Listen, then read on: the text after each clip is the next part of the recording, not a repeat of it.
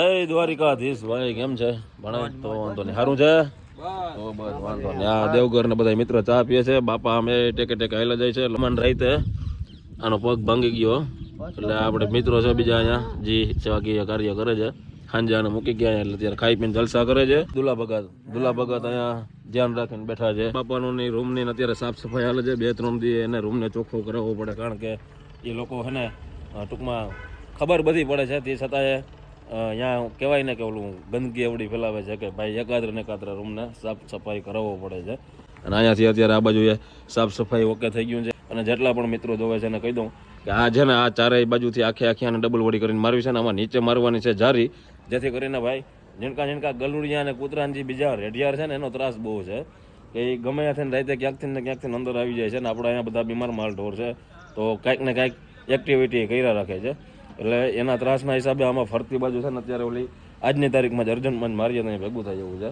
અહીંથી આમને ફરતી રેલિંગ મારી દે. પ્લસમાં અહીંયા નીચે આપણે જે ઓલા આવે છે પાપડા ટાઈપ ઓલા નીચેના આવે છે માલને જે ગરમ હુફાઈ આપે અત્યારે એને મજા આવે.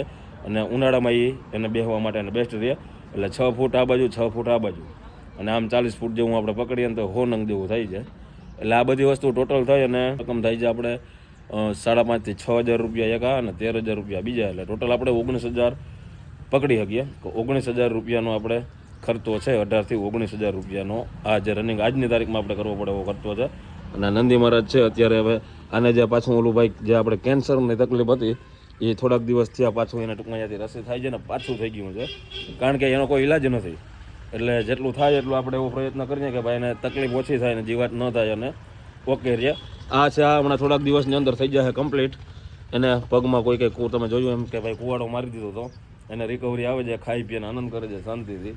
અને આ જે 2 ગાય માતા છે તો એ અત્યારે હા ઓકે છે. એક ગાય માતા છે એને આપણે આ કૂતરાઓના ત્રાસના હિસાબે અલગ એક રૂમની અંદર રાખવા પડ્યા છે, જેનું પેટ નીકળી ગયેલું છે. અને નાના ગલુડિયાઓના ત્રાસના હિસાબે એ માતાજીને આપણે રૂમ ખાલી કરીને લીલું અહીંયા ભર્યું છે. એટલે આજની તારીખમાં આપણે આ માતાજીને અહીંયા રાખ્યા છે. આ રીતના તમે જોઈ શકો છો. એટલે આ માતાજીને અહીંયા લઈ લે હું આ માતાજીને ગલુડિયાના ત્રાસના હિસાબે રાખ્યા છે. એટલે આજની તારીખમાં એક ખાસ જે પેલું કામ છે ને એ આપણે આ કરવું પડે છે. અહીંયા ફરતી બાજુ રેલિંગ મારી દેવાનું છે. તો કશ જે કાંઈ થાય એ ફૂલ નહીં તો ફૂલની પાકડી 1,000 થાય તો 1,000 નાખજો.